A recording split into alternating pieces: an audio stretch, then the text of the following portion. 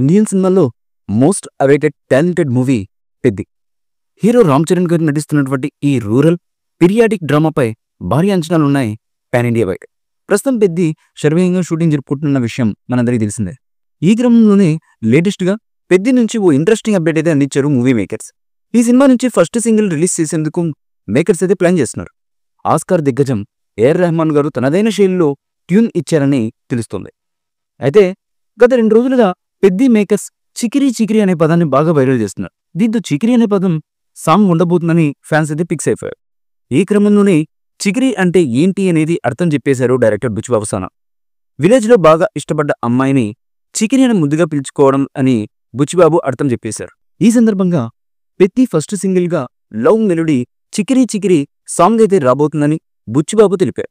ఈ పాట November 7న release కానుందని వీడియో అయితే రిలీజ్ చేశారు.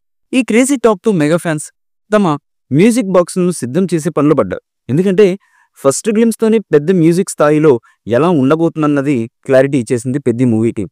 ఈ క్రమంలోనే రూరల్ బ్యాక్డ్రాప్లో ఫస్ట్ సింగిల్ అంటే ఎలా ఉండబోతుందో ఊహించుకోండి.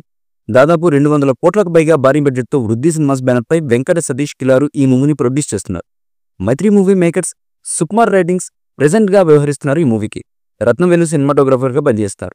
చరణ్ బర్త్డే సందర్భంగా పెద్ది మూవీ మార్చి 27, 2026న థియేటర్లో విడుదల కానుంది. ఆల్రెడీ ఈ తేదీకి మూవీ మేకర్స్ అయితే ఖర్చు చెప్పేసేశారు.